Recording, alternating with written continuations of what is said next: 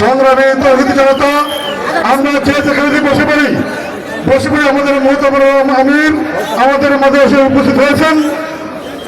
আমরা যে যেখানে আছি সুশৃঙ্খলা বসে পড়ি আলহামদুলিল্লাহ। সংগ্রামী সহযোগী ভাই বন্ধুগণ, আজকের এই জনসমাবেশের